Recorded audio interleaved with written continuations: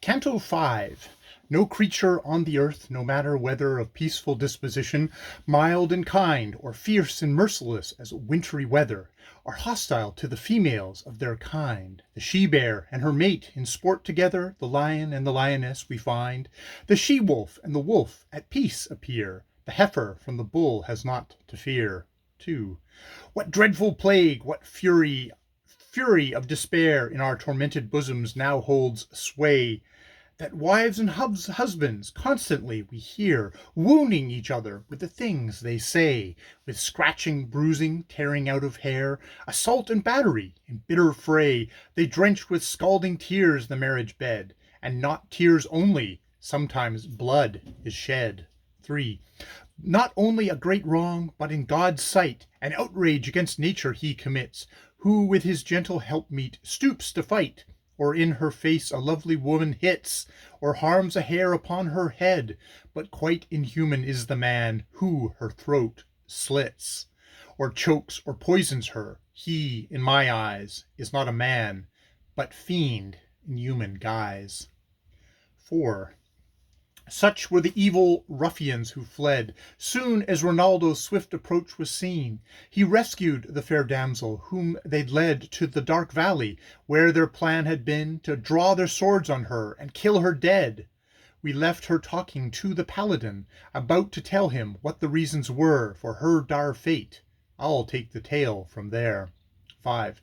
She thus began: I will describe to you a deed more cruel and deliberate than ever Argos, Thebes, Mycene knew, or any other place inspiring hate. The sun, revolving his bright beams all through the year, comes to this northern region late, being reluctant, I believe, to look on such a cruel and remorseless folk. 6. Men treat their enemies with cruelty, and instances of this all ages show. But to betray and to kill ungratefully a loyal friend is too unjust a blow. That the full measure of the treachery of which I am the victim you may know. Why, in the very flower of my youth, they planned to kill me, I will tell the truth. 7. Now you must know, my lord, that while still young I was companion to our royal princess. Together she and I grew up. Among her maids in waiting I had honored place, but love unkind did me a cruel wrong. So much he envied me my happiness, he made the Duke of Albany appear, more handsome far than any cavalier. 8. Because he seemed consumed with love for me, with all my heart I loved him in return. Words one can hear, the face is plain to see, the inmost heart one seldom can discern. Loving and trusting him, I planned that we might know the bliss for which all lovers yearn. I chose, unheeding in my eagerness, a chamber which belonged to the princess. 9. She left her garments and possessions there, since often she preferred to use this room. It had a balcony, to which no stair gives access, nor not enclosed and jutting from the wall. Love, as you know, will all things dare, and so my lover many times would come to climb the ladder made of rope, which I let down when in his arms I longed to lie. 10.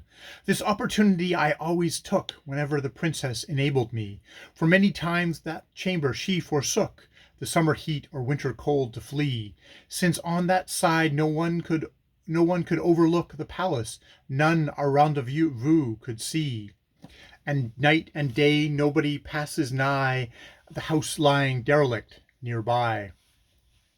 The houses lying derelict nearby. 11.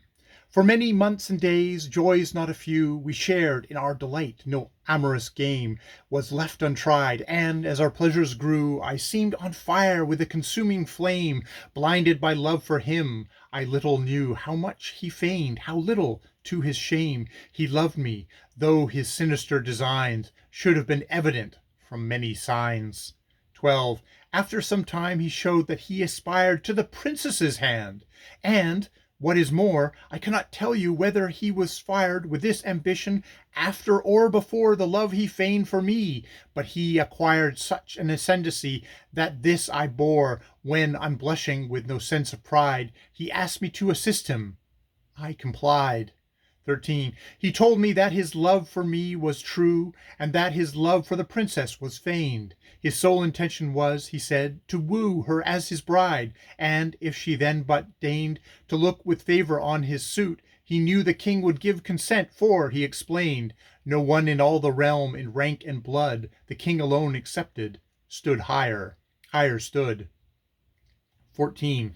And he convinces me that if I lend my help and he the monarch's son-in-law becomes, no one, if he achieved this end, could rise to greater height, I plainly saw. I can rely on him as on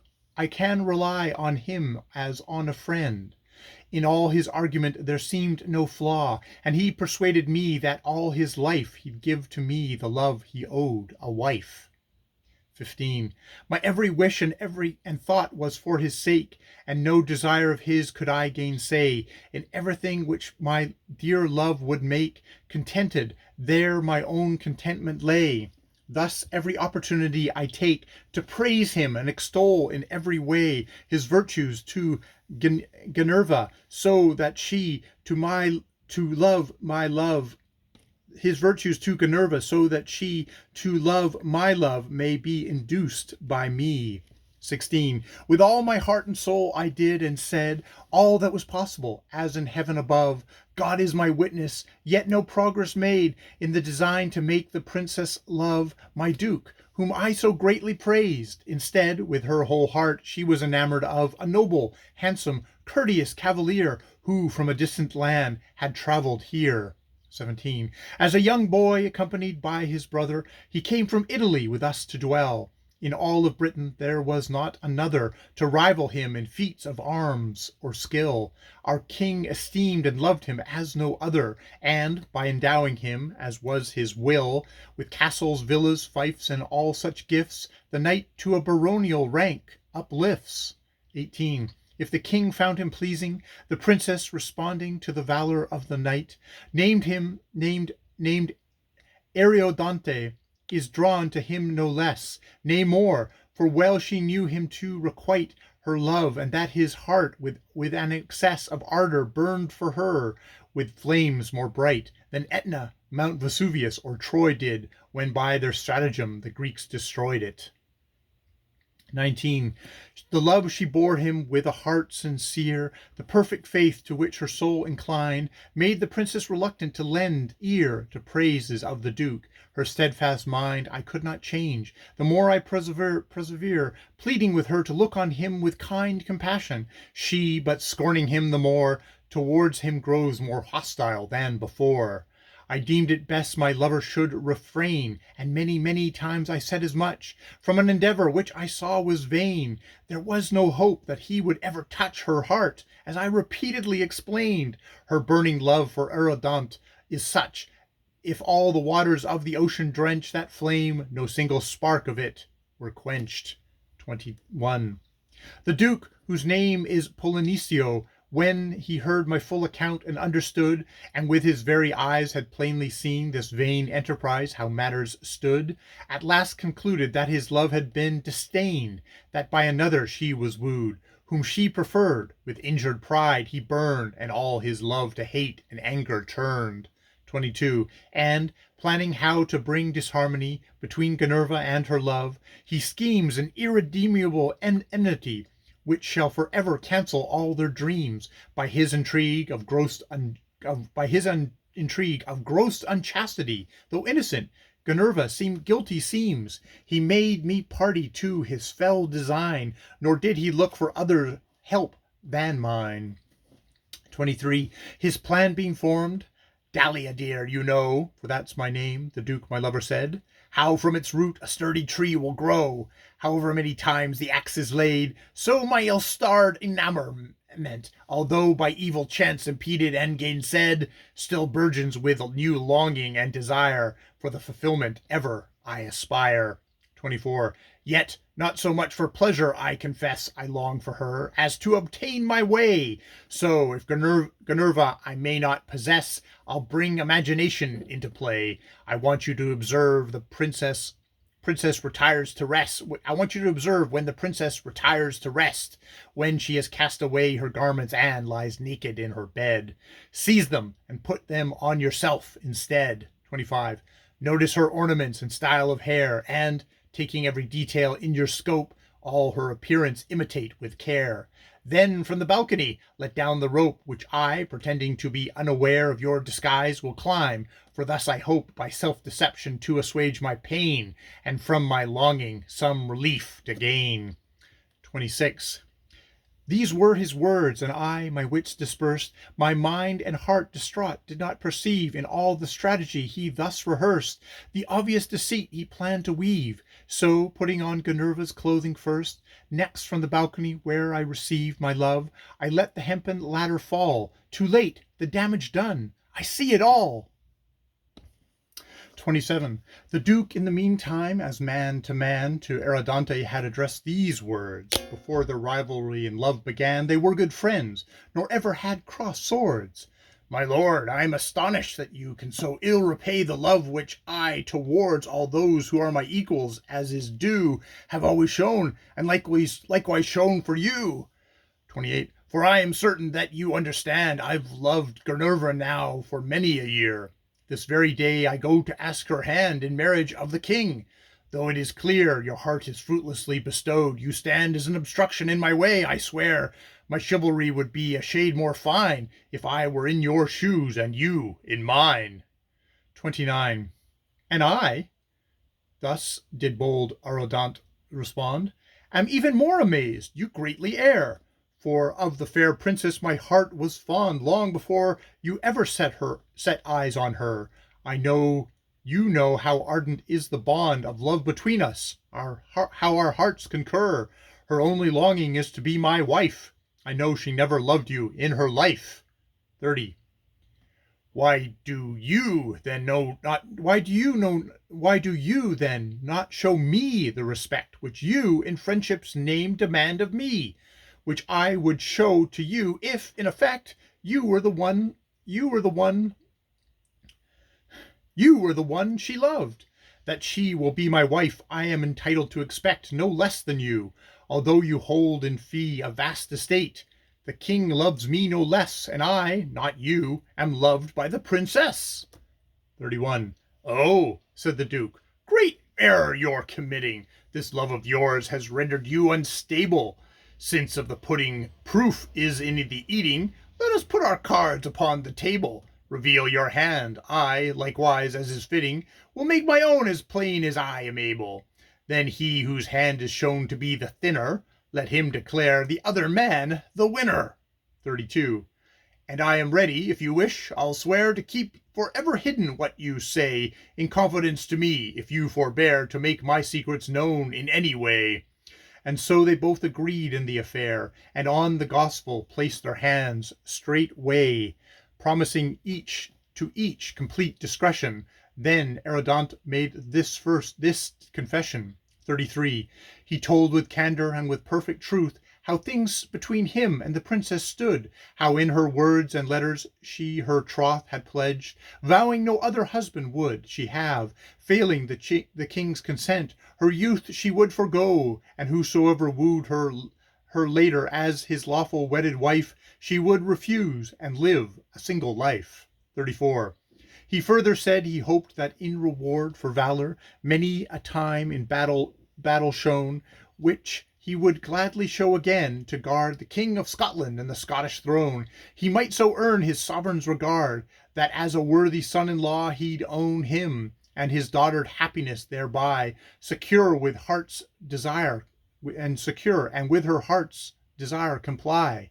35.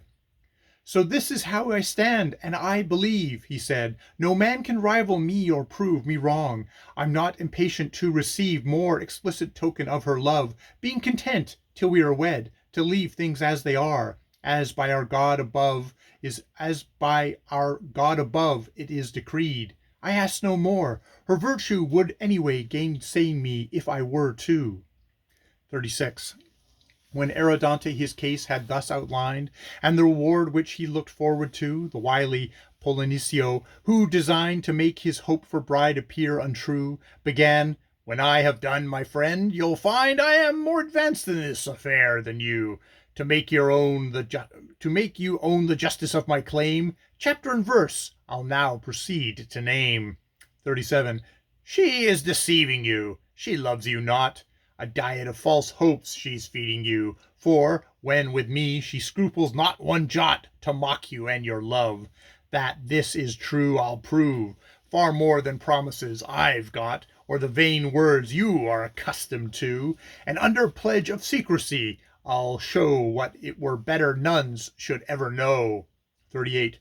I can assure you not a month goes by, but on 3 nights, or 4, or 6, or 10, naked within her loving arms I lie, lost in the pleasures which relieves the pain of love. With this you know you cannot vie. Yours are but empty tales. Surrender them, or else prove some further proof. Admit that you have lost the contest, and retreat. 39. I don't believe you, rlnd retorted. I know what you tell me is untrue. The truth for your own ends you have distorted. It may be to dissuade me from my due. But since such calumny you have reported, to combat here and now I challenge you. You are a liar and defame my love, a traitor too, as I will quickly prove. 40. It would not be good form, the Duke replied, to have recourse to mortal combat where the evidence on which we can decide the issue is as plain as it is clear. With your own eyes it can be verified. An icy tremor seized the cavalier, and if he truly had believed this boast, he would straightway have given up the ghost. 41. His face an ashy pale, his heart pierced through, his mouth awry as with a bitter taste. With trembling voice he said, If this is true, no longer my devotion will I waste, but give up every hope of her. To you, so liberal, to me, so cold and chaste. But do not think I will believe your lies until I see it with these very eyes. 42. I will arrange the time, the other said, and he departed. Scarce 2 nights had passed, I think, ere the arrangement we had made should bring him to my arms. The time at last had come to spring the careful trap he laid, and so his rival in despair to cast, he bade him come that very night and hide where houses long had stood unoccupied. 43. He pointed out a dwelling opposite, the balcony where he was wont to climb. At once the other knight suspected it might be an ambush where the deadly crime of murder Polynicio would commit, feigning the while that he might choose his time to prove concerning the princess what he knew well was an impossibility. 44. Yet he resolved to go, but in such guise that if the Duke intended to waylay him, he would not let him take him by surprise, nor yet succeed in the design to slay him. He had a valiant brother, bold and wise, Lurcanio by name. None could gainsay him, the greatest knight at arms of all our court, and as the strength of 10 was his support. 45. He went to seek his help, and bade him take his weapons and companions him that night. Not even with his brother did he break the vow of secrecy, as he deemed right. A stone's throw from him, for safety's sake, he bade him stand. If I am in dire plight, I'll shout, but if you care for me at all, brother, I beg you, wait until I call. 46. Lead on, rely on me, his brother said. So rlnd, as bidden previously, entered the house which stood untenanted exactly opposite my balcony. The vile deceiver, with an eager tread, approached to demonstrate the infamy of the princess. He duly gives the sign, and still I'm unaware of his design.